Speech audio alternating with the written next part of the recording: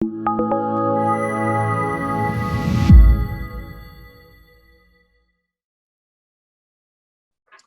we are live, my friend. Happy Friday. Happy Friday, dude. I'm getting ready to take off, get a little R&R. I was going to relax, but I think I got to do some work. You keep me busy. We got these bad actors are keeping us busy, and people mailing it in are keeping us busy. We're gonna be very busy in 2022. I'm so excited. I am tired. That they are. And yes, it's been a long season, that's for sure, right? Yeah, but this is what did Ed Milet call it? Separation season. It's time to kick it in the next gear. Everybody else gonna relax, and we're gonna jam it into high gear and go harder. 100%. I love it. So, speaking of high gear, let's talk about fighting bad guys. So, you and I have been talking a lot about your AI tools and monitoring tools that make sure businesses are protected from bad guys getting in. So, what are those tools that we use, and how do bad guys get in, and how do we prevent it using some of our monitoring software? Well, it's a never-ending battle, Dave. They came out with that new virus. Geez, what's the name of it? It starts with an L this week. My brains are not working, but it was pretty nasty virus came out this week, hit out the world by storm. I found it no secret that it happened right after Amazon Web Services went down too. So Yeah. this is an ongoing battle. It's never going to end.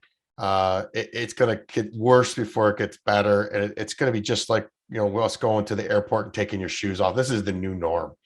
So, we are constantly. We added another tool to this week as another line of defense, and as proactive as we are, you're still as best as we can to keep up. So we have layers and layers and layers, and then we're still saying, "Oh, well, what happens if this happens? And what happens if this happens?" And there's still vulnerabilities, but boy, we are really all over them, and we're going to stay out ahead of them as much as we can, and increase scans, increase awareness, and keep doing these videos and spreading the word, because most of it is just common sense, Yeah. but we still are so busy and so hectic in our lives and everything going on, and we're making mistakes, and we just clicking like oops. And then you don't know what to believe anymore. You don't know what's real and what's not. So it's a tough life. But keep watching our YouTube, keep watching our channel, and I'll keep spreading the good word. And you as always, anybody can call me and say, well, this is what we're seeing. Yeah. But man, just don't do nothing. And don't wait till it's too late, because you could be out of business or writing big, big checks that we don't have. Yeah. So let's talk a little bit about that. How are these bad guys getting in that we're preventing some of those things? How are they getting into these networks? Well, easiest thing in the world is to guess passwords. That's the simplest thing. That's Yeah. why when you go, as we're going to hear in the next 2 weeks, we're going to talk a lot about password management and policies and whatnot. And everybody's, well, that we got that under control. And then when we dig into it, they don't. People still use their go-to passwords, and they don't ever change them, or they're set to never expire. That is just a big no-no. That's the easiest and simplest thing. People use their kids' names, their birthdays, and logical, simple, and easy things. Yeah. But then there's the phishing ones, where somebody issues a a fake email out that looks like it's a legitimate site. You put in your username and password, think that it's legit, and boom, the bad actor has your tools. They log in as you, and they sit dormant and watch. And then typically what they do is they'll issue rules so that they can copy everything and aim for a double ransom, so they can see what else you're doing personally plus professionally, and try to hurt you in any way, shape, or form. I don't necessarily say they want to hurt you, just they want to make money. This is a money-making tool. So they just want in that network, and they want to see what's going on, and they want to see how that they can monopolize on cash. So passwords, links via emails, and then they get in. So talk to me about how monitoring software prevents some of those things. How does it work? Well, you said we have an artificial intelligence based software that's constantly scanning and checking. But again, nothing is ever foolproof, because they're always trying to figure out ways to get around. But it's looking for weird traffic patterns. It's where it's Dave always goes and checks Facebook and goes and checks LinkedIn and goes and checks social media. And then one day he's on fishing.com. It's like, it's not a normal site for Dave. Let's quarantine this and see what's going on. So it Mhm. looks for abnormal behavior, abnormal requests, and then it flags it. And then our security operations center looks for if there's something malicious, and then it'll kick off an additional scan. And then we start, every quarter we're going to go through and we do some additional testing and whatnot, some sweeps to make sure that there isn't anybody in there. I mean, it is a full-time job. There's a Yeah. reason why there's managed security services providers and then there's managed service providers. We're kind of halfway between both. Okay. Um, so we kind of got the best of both worlds, which is also good and bad because Mhm. we put a little added pressure on ourselves, but I like pressure. Yeah, no doubt. So they basically the software looks for trends, and then once they see a trend, they take the next steps and they start digging to find out if the trend is really true or not. Correct. Correct. Hmm. And then it just it's just watching everything and there's certain queries that everybody does and then that the bad guys do at different times of day and whatnot. And again, it's sophisticated but not sophisticated. It's pretty simple, but most companies just have an antivirus. Most MSPs put in an antivirus like, oh, we're covered. Well, those are the simplest and easiest things to get around, and they're just looking for reactive based systems. Got it. So it's not as sophisticated, and we spend a lot more money up front on our tools. Hence, we're not the lowest end, cheapest cost provider because we provide much more value than anybody else. Yeah, yeah, yeah. So what does that look like on a monthly basis for business? Are they paying for that monthly? Is it included with the software services that they get from IT support from you guys? Like how does that work? Yeah, everything is a flat rate service plan for us. So Hmm.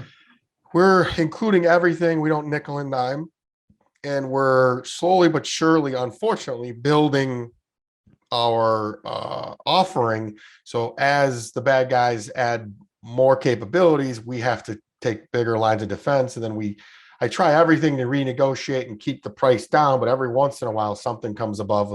We just added a image level backups to our system where now we're taking backups instantaneously of all of our computers, and just in the unlikely event that somehow something gets away. So now I have to count. I think we're like 5, 6, 7 lines of defense now. Yeah. Um, and it Jeez. just is all we're trying to do. Is what's happening is we want to restore faster. So if there's ever an issue, any issue, it doesn't even have to be a cyber issue, it could be just a dead computer. We want people back working fast. Now, so we're also doing a double Smart. entente. So we're keeping cyber secure, but we're also protecting you again, so you're more efficient in case your computer dies, in case of catastrophe. Yeah. So we're learning, kind of going down a track where we're fixing two things at once. So man, we're just always adding. And I feel bad because sometimes it seems like we're raising our prices, but we're not. We're just adding more value. And sometimes we price out some of the people that don't see that as a value. And unfortunately, that's part of our growth. And we're set it and forget it. You don't go to the doctor and say, why do I need anesthesia? You just believe them and say, okay, I'll take the anesthesia. Right. Uh, No, it makes perfect sense. So what happens, and we're going to talk about this on the 31st, but what happens if we have a client that gets hit and we haven't so far, knocked on wood, because we're really good at what we do. But if that happens, what do they do? Like you talked about backups, like what's that process in terms of them getting back up and running quickly and getting their data back? you said it right. It's funny. We've never had it done, so we don't know. But we do mock. Trends because we get audited by certain individual companies, and so we do mock training. And they throw us through. All right, we got hit here. We got hit on our servers. We got hit on our computer, and we do. So there's points of remediation where you go back to based on where the hit happens. Okay. Um, and always we go to the quickest restore first, so we can get them back up and running. Got it. Again, we are doing some very big testing starting January, where we're going to do some full blown rollbacks where the whole network is compromised, and we're going to roll the entire network back. So we're really going to push this, but you got to admit it's invasive. We got to shut people down, and not a lot of people want to go through that exercise just to know that they're covered. So we're working on the logistics of that as well. But to me, it's better to be safe than sorry. It's, to use another plane analogy, that's why they're simulators, and they shut engines off and they simulate, because if you don't simulate the issue, you don't know how to perform when it actually happens. Right. So we go through and test and test and test and test, because all too often I've been doing this for 25 years. If you're not testing it, something inevitably gets clicked off, or an update happened and it clicked something off that nobody knew about. I mean, we just saw one of a server that has always been monitored just somehow got clicked off from just an on off status. It was weird. I mean, it was being monitored, and then we just saw one alert just drop, and nobody knows why. And just when our normal daily checks, we caught it and turned it back on. So, you could have the best security and nobody paying attention to it. And it's, if you don't pay attention to the alerts, it's like if a tree falls in the woods and there's nobody there to hear it, did it really happen? Yeah, no doubt. So interesting. It is an ongoing battle, Dave. And I sit back and I look at my team and I just sit in awe. And there's 700 people that we partner with. There's a 700 person network operations center and security operations center that we partner with, and then still things are a constant battle, man. And it's a battle. Yeah. And if you're not partnered with somebody that has that, they're missing out. Yeah. So we have an offer that can help quell some of these concerns and help businesses through that process. And they can find out more at trustntm.com/offer. We're going to have more about that coming in the next couple weeks. But on the 31st, we're going to be talking about how to insure yourself if some of this stuff happens, right? Yeah. And if you can look around in the world with all the insurance things, I mean, the insurance company's job is to make money. They're making money hand over fist. So they're going to deny. Yeah. So might as well get proactive and meet up front, which we're doing with all of our customers, and saying, hey, get your insurance company on the phone, get us a list of requirements. We're going to prove that we have it, so you're in compliance in case we ever need to engage them for any reason. And then if nothing else, hopefully, and I haven't seen this happen yet, but hopefully through our audit, and we show them that we met their compliance, and it'll lower their bills. But I've never seen an insurance company lower their bills unless you switch.